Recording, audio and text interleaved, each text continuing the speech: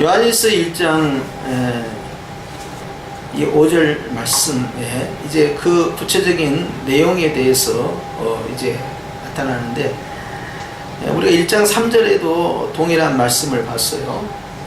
거기에 보면 우리가 보고 들은 바를 너희에게도 전함은, 뭘 전하는가 보니까 너희도 너희로 우리와 사귐이 있게 하려 함이니, 전하는 목적이죠. 우리의 사귐은 아버지와 그의 아들 예수 그리스도와 더불어 누림이라. 우리가 이것을 쓰면 우리의 기쁨이 충만하게 하려 함이라 라고 함으로써 이것을 전하는 그 이유에 대해서, 그 다음에 이것을 기록한 목적에 대해서 했어요. 그리고 이제 전하는 소식에 대해서 이제 선포하기를 하나님은 빛이시라 그랬어요. 하나님은 사랑이시니라. 하나님은 생명이시라. 하나님은 긍휼을 베푸시는 이시니라. 여러 가지로 표현할 수 있잖아요. 그런데 오늘 말씀에는 무엇으로 표현했어요? 하나님은 빛이다 그랬어요. 그러니까 이 사도 요한은 요한일서 1장 1절에도 태초에 이렇게 말씀하면서 진행했고, 요한복음 1장 1절도 마찬가지고, 그래서 창세기 1장 1절에 나타난 그 태초와 연결시켰는데, 물론 창세기 1장 1절에 있는 그 태초, 그 이전의 상황을 요한복음 1장 1절과 오늘 요한일서 1장 1절에 나온 그 태초와 이 페레시티와 이걸 구분시켰다고 그랬죠.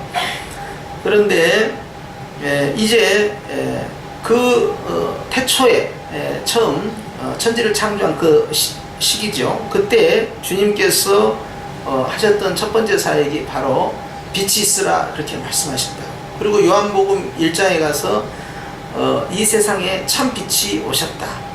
그 빛은 곧 예수님이다. 그걸 증거를 합니다. 그러니까 예수님이라는 단어와 이 빛이라는 단어가 서로 연관되어 있는 것이죠. 그리고 주님이 말씀으로 창세기 1장에 첫째 날 만들었던 그 빛, 세상을 밝히는 그 빛이 단순한 라이트, 빛나는 빛이 아니라 그것은 영적인 그런 암흑기에 1장 2절에 보면은 흑암이 깊고 그랬어요. 그러니까 빛이 없는 상태였죠. 그런데 1장 이제 4절에 가가지고 주님이 첫째 날 빛을 만드실 때, 그때 나타나는 첫 번째 사역이 이제 환하게 밝게 하는 거죠. 그런데 그것을 예수님과 연결시킨다는 말씀이죠. 세상에 나타나는 그 빛은 결국 소망을 의미하고 희망을 나타내잖아요. 그런데 오늘 하나님은 빛이시다, 그걸 강조해. 예수님은 빛이시다, 동일한 걸로 적용할 수 있는데 하나님은 빛이다. 왜 하나님은 빛이라고 했을까? 이 다음에 사자에 가서는 하나님은 사랑이시니라 이렇게 하는데, 여기서는 빛이다, 빛을 강조하고 있어요. 빛을 강조한 이유는, 빛의 반대말은 무슨 말입니까? 어둠에 대해서 말하고 싶은 거예요. 빛을 이야기해야만이 어둠에 대해서 이야기할 수 있기 때문에 그래요. 그러니까 빛에 대해서 말한 것 같지만 동시에 어둠에 대해서 이야기하고 싶은 거예요. 어둠에 대해서 이렇게 말씀하죠. 그에게는, 즉 하나님에게는 어둠이 조금도 없으시다는 것이니라. 당연히 하나님은 빛이니까 어둠이 없죠. 왜 이런 말씀 하실까요? 그것은 빛을 이야기함으로써 어둠에 대해서 이야기하고 싶고, 어둠이 하나도 없다라는 이야기를 함으로써 어둠이 있는 것에 대해서 말하고 싶은 거예요. 그러면 이제 6절에 가서 그 내용이 나옵니다. 시작. 만일 우리가 하나님과 사귐이 있다 하고 어둠에 행하면 거짓말을 하고 진리를 행하지 아니함 이거니와, 이렇게 되어 있습니다. 자, 하나님은 빛이시다, 하나님은 어둠이 없다. 자, 반대는 뭐예요? 이제 빛의 반대는 어둠이다. 근데 여기는 어둠이 하나도 없는데 여기는 어둠이 있다는 거예요. 그러면서 6절에 만일 우리가 하나님과 사귐이 있다 하고, 사귐이라는 단어가 생소하지가 않죠. 왜냐하면 3절 말씀에도 보면 너희로 우리와 사귐이 있게 하리 함이니 우리의 사귐은 아버지와 그의 아들 예수 그리스도와 더불어 누림이라 하면서 사귀는 거, 이 코이노니아에 대해서 강조하는 건요, 사귄다, 그것은요 같은 편이다 또는 동일하다 하는 의미를 가지고 있어요. 같다는 거죠. 근데 그렇게 너희와 우리는 같은 편이다, 또 본질상 내용이 같다, 동일하다 하는 것을 너희들로 하여금 알게 하기 위하여 내가 너희에게 이 복음을 전한다.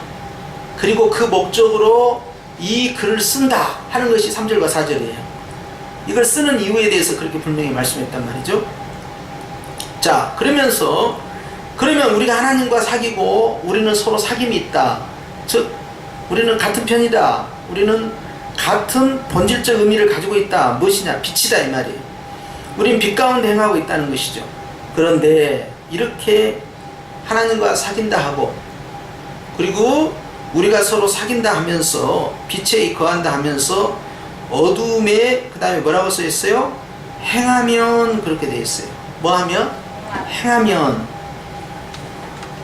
나는 하나님과 사귄다라고 내가 말을 해요. 내가 생각을 해요. 내가 그렇게 다른 사람에게 이야기를 해요. 그런데 실제 나의 삶에 어둠이 있으면 내가 어두운 가운데 생활하고 있으면 거짓말을 하고 진리를 행하지 아니함 이거니와 그랬어요.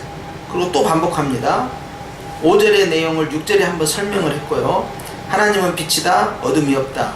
그런데 빛의 반대는 어둠이 있고 또 하나님과 사귄다 하는 자들은 어둠이 없어야 되는데 하나님과 사귄다 하면서 어둠 가운데 행하는 자들이 있지 않느냐? 그건 스스로 거짓말하는 자들이지. 그런데 이렇게 주님이 빛 가운데 계신 것처럼 자 우리도 그 빛 가운데로 행하면 그랬어요. 7절에 가면 또 행하면 우리가 서로 사귐이 있다. 만약에 빛 가운데 행하지 아니하고 어둠 가운데 행하면 서로 사귈 수가 없다. 즉 다르다는 거예요. 같은 편이 아니라는 거예요. 근본이 다르다는 거죠. 그렇기 때문에 이 사귐이라는 것은 같은 동질성을 의미하는 거예요. 서로 다르면 안 된다는 거죠. 분명히 액체인데 물과 기름이야. 섞일 수 없다는 거죠. 하나가 될 수 없다는 거예요. 사귈 수 없다는 거예요. 그렇기 때문에 동지, 뜻이 같다. 마음도 같아져야죠. 근데 입으로는 동지 하면서 실제로는 마음으로는 각각 다른 마음을 품고 다른 목적을 지향하고 있으면 동지가 아니죠.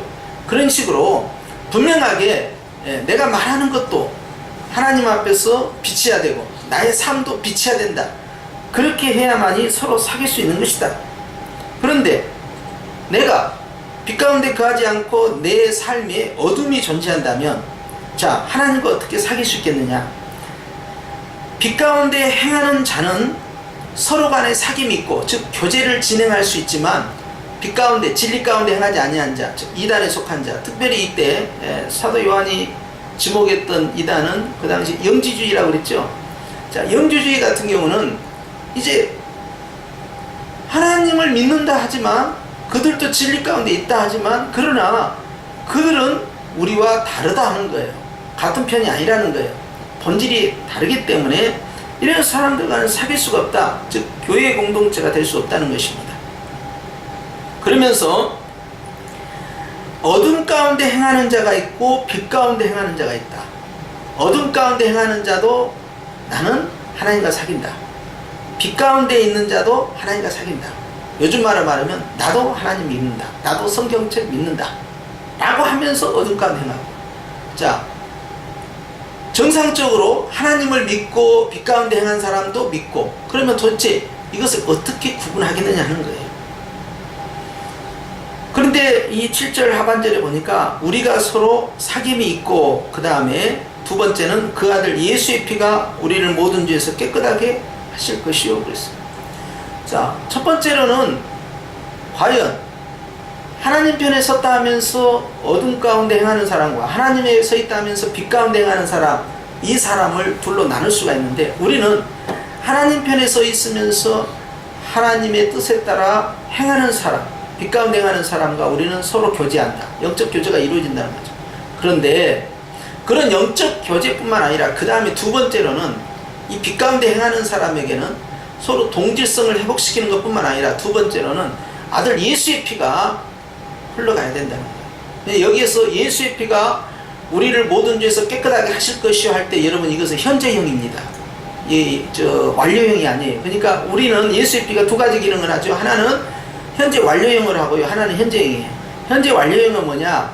우리가 구원에 이르는 은혜를 받을 때는요.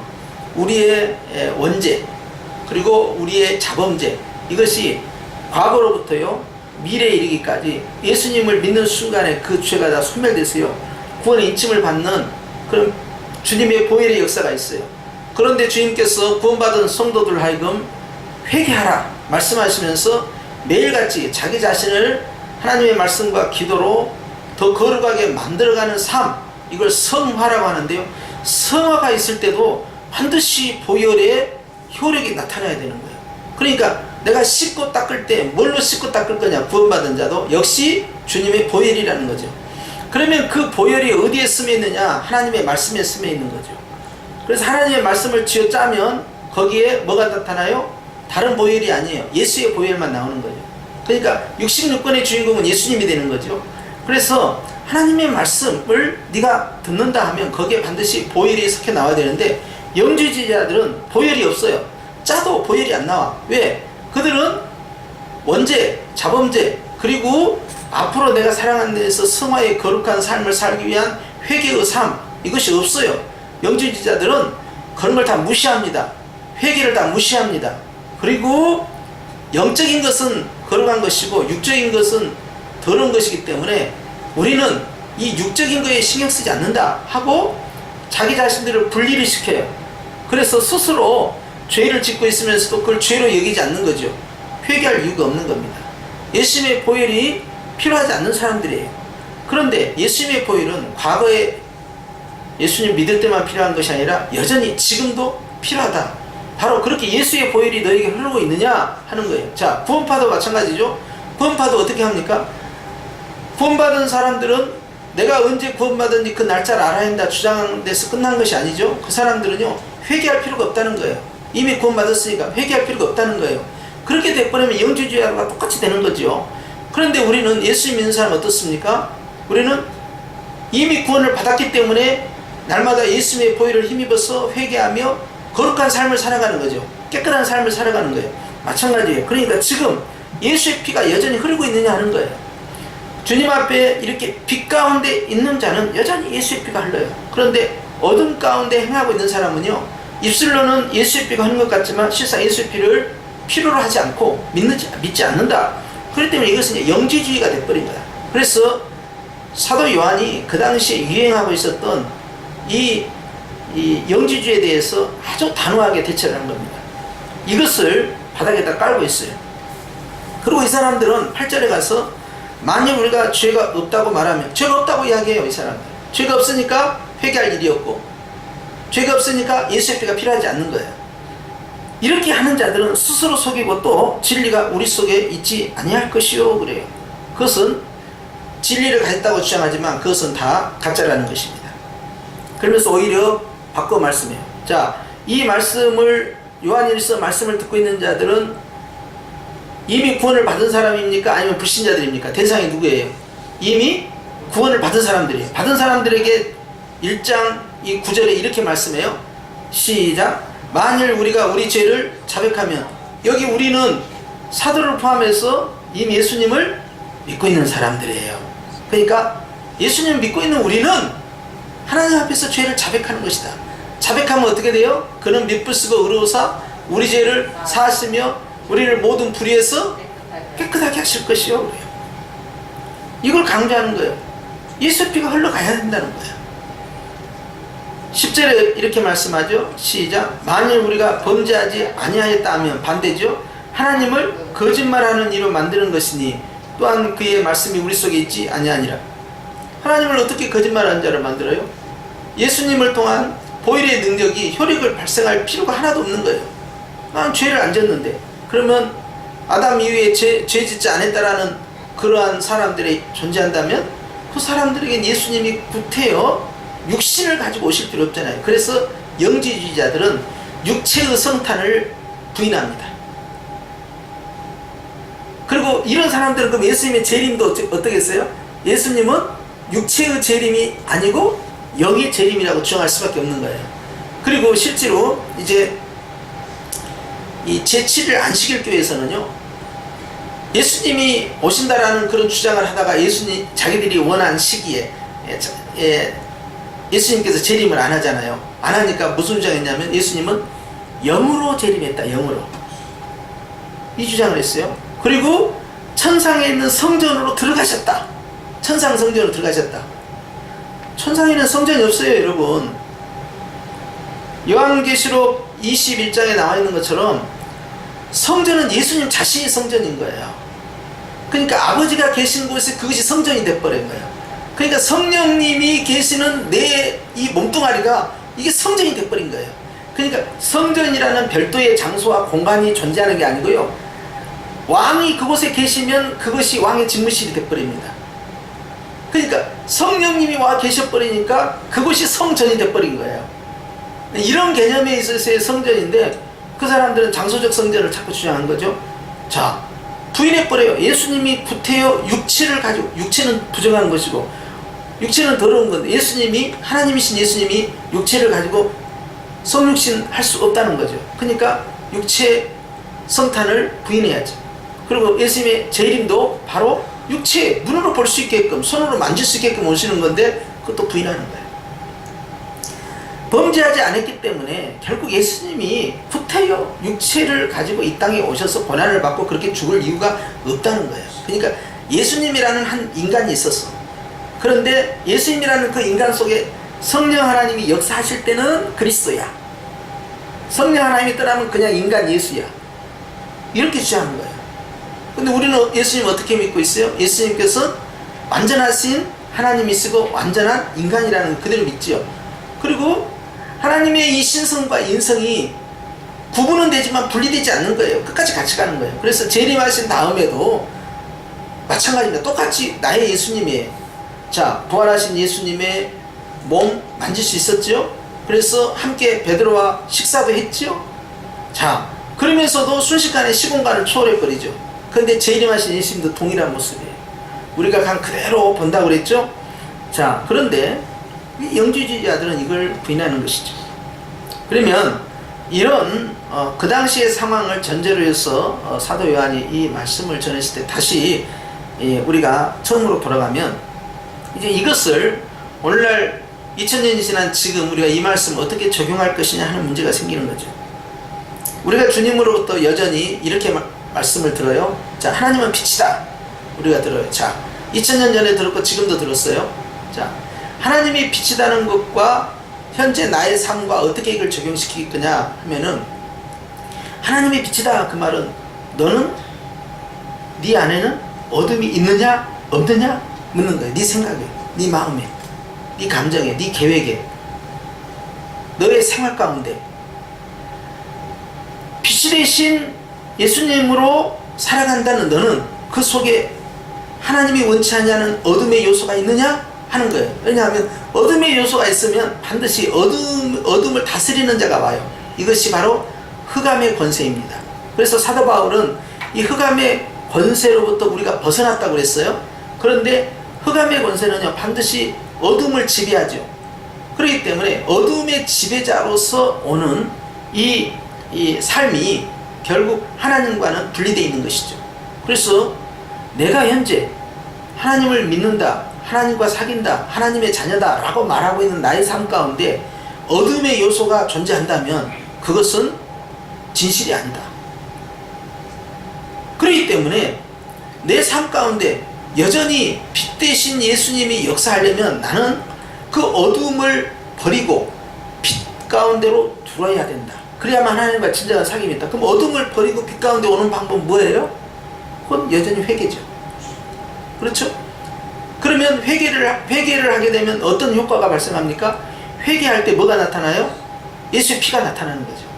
그러니까 회개하니까 예수의 피가 나타나고, 기도하니까 예수의 피가 나타나고, 주님 앞에서 내 자신의 삶을 돌이키니까 예수의 피가 나타난다 이 말이죠. 그렇게 예수의 피가 나타나서 나를 빛 가운데 서게 만들고, 그리고 여전히 예수의 피가 흘러가야 돼요. 한번 쏘락빛처럼 왔다가 싹 지나가 버리고 말라버리는 것이 아니라 늘 예수의 피가 촉촉하게 계속 흘러가야 돼요. 액체가 되어서. 그래서 구원받은 사람들의 삶의 모든 전 인격 가운데는 예수의 피가 흐르고 있어야 된다. 그래서 구원받은 자에게는 예수의 피가 한 번만 필요한 것이 아니라 단회적으로 한 번으로 구원받은 성도는 여전히 피가 흐르고 있어야 된다는 거예요. 여기 이해가 되시죠? 예수의 피는 구원받은 다음에 하나님의 백성이 된 다음에도 여전히 필요하다 하는 걸, 이것을 강조하는 거예요.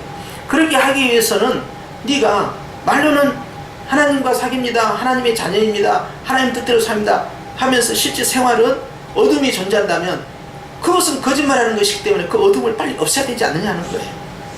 그렇게 하면 진리가 그 속에 역사할 수 없다 하는 것입니다. 그러면서 7절 말씀에 하나님께서 빛 그 가운데 중심에 계신 것 같이 우리도 그 빛 가운데 그 중심에 행해야 된다. 자, 아까는 어둠에 행하면 안 된다. 이번에는 빛의 그 중심에 행해야 된다. 이건 뭐냐면요, 이제는 내가 얼마만큼 죄를 안 지을까, 어둠을 얼마만큼 최소화시킬까, 이 싸움이 아니라는 거예요. 이제는 내가 이 빛 가운데 들어오게 되면 내가 얼마나 착한 일을 많이 하고 하나님의 뜻대로 얼마나 많이 살고 하나님의 그 뜻을 내 안에 어떻게 이루어갈 것인가, 여기에 집중을 해라는 거예요. 그러니까 죄를 적게 진 것이 아니라 어떻게 하면 성령님이 원하는 삶을 많이 할 것이냐, 이것이 바로 충만한 삶, 바로 빛 가운데 행하는 삶이라는 거예요. 그러니까 내가 절대 화 안 내야지, 내가 절대 거짓말 안 해야지, 내가 절대 다른 사람 욕하지 안 해야지, 막 이렇게 그걸 막 밀어내잖아요. 이게 뭐 갈라디아서의 이제 5장에 보면요, 육체의 열매예요. 근데 이 육체의 열매를 22가지가 되는데 이것을 계속 밀어내요. 밀어내면서 나 이걸 안 해야지, 안 해야지, 안 해야지, 안 해야지, 이렇게 해서 갖고는 안 된다는 거예요. 이렇게 해가지고는 이겨낼 수가 없다는 거예요. 오히려 반대로 하면 돼요. 반대가 뭐냐, 성령의 9가지 열매예요. 9가지 열매를 많이 하잖아요. 그럼 어느새 뭐가 없어져 버려요? 육체의 열매인 어둠이 없어져 본다는 거예요. 그러니까 죄를 짓지 않는 방법, 구원받은 성도에게 있어서 구원받기 전에는 회개를 해야지요. 그런데 회개한 사람이요, 그 죄를 이기고 어둠을 이기기 위해서 뭐 해야 되냐, 바로 성령의 열매를 계속 확장시켜 가는 거예요. 그렇기 때문에 갈라디아서 5장에 말씀하시기를 바로 성령을 따라 행하면 육체의 열매는 이긴다는 거야. 이게 내가 얼마만큼 에 대해서 화를 낸다. 내가 혈기를 부리면 안 되는데 또 화를 냈어. 이러면 안 되는데 주여 잘못했습니다. 물론 이것도 필요해. 그리고 내가 참는 것도 필요해. 그런데 그걸로 만족하면 안 된다. 그것은 어둠에서 벗어나기 위한 몸부림이지, 실제 빛 가운데 행하려면 화를 내는 거와 반대는 뭐예요? 온유함이죠. 성령의 열매가 들어있잖아요. 온유함이, 사랑이 들어있잖아요. 절제와 같은 인내가 들어있잖아요. 이런 부분들이 이 속에서 강화가 돼야 된다는 거예요. 그러니까 우리가 몸을 건강하게 만들 때도 치료제를 막 집어넣어가지고 속에 있는 병균들 죽이는 것도 중요하지만 어떻게 합니까? 면역력을 강화시켜가지고 내 몸을 튼튼하게 만드는 거 있잖아요. 그렇게 해서 저항력을 강화시켜 가야 된다는 거예요. 얼마만큼 죄를 안 짓느냐에서 이제 떠나와서 어떻게 하면 선을 많이 할 것이냐, 빛 가운데 거할 것이냐. 빛 가운데 거한다? 성령으로 충만한다 이 말이에요. 얼마만큼 착한 일을 많이 하고 하나님의 뜻을 더 많이 행할 것이냐, 이것이 중요하다는 거예요. 내가 불평하지 않아야지, 불평하면 안 돼, 절대 불평하면 안 돼, 불평 안 할 거야, 이렇게 하는 것보다 불평의 반대는 뭐예요? 감사를 많이 하는 거예요. 감사를 계속 하는 거예요. 그러니까 어둠을 행하지 않는 것에서 벗어나와서 감사를 많이 하는 것이 훨씬 더 중요하다는 말씀이에요. 이해가 되셨습니까? 너무 따뜻하면 여러분이 졸릴까봐 온도 조절을 하고 있어요. 약간 추워야 말씀이 잘 들어가. 긴장돼서. 자, 그런데 여러분, 우리는 그동안에 나쁜 짓을 최대한 적게 함으로써, 죄를 최대한 적게 지음으로써 빛 가운데 있을 수 있다라고, 하나님 편에 서 있을 수 있다라고 생각했다면 그걸 뛰어넘으라는 거야. 이제는 예수님의 보혈로서 그 과거에 내가 잘못했던 거 있잖아요. 내가 어둠을 이기지 못했던 거, 내가 죄를 이기지 못했던 거, 이런 부분들은요, 예수님의 피로 다 탕감을 받은 거예요. 그 이제는 내가 얼마나 죄를 적게 지느냐 하는 것을 뛰어넘어서, 죄를 지라는 것이 아니라 뛰어넘어서 이제는 얼마나 하나님의 뜻대로 살 거냐, 얼마나 성령 충만할 거냐, 얼마나 착한 일을 많이 할 거냐, 얼마나 선한 사람으로 하나님 앞에 서 있을 거냐, 성령을 따라 행하는 사람으로 있을 거냐를 강화시키라는 거예요. 그러면 하나님과 사귐이 있고, 그런 사람들끼리 또 뭉쳐.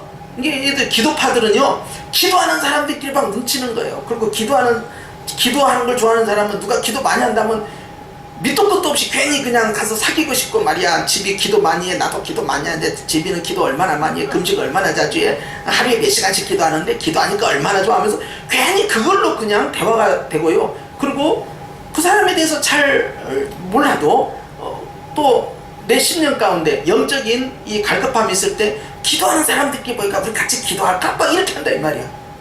동질성이 회복되어 있다는 거죠. 그러니까 예수의 피가 흐르는 사람들은 늘 예수의 피가 흐르는 사람들끼리 뭉쳐. 이렇게 성령이 충만한 삶을 추구하는 사람들은 성령 충만한 삶을 추구하는 사람들끼리 뭉치는 거예요. 그런데 성령 충만한 사람인 줄 알고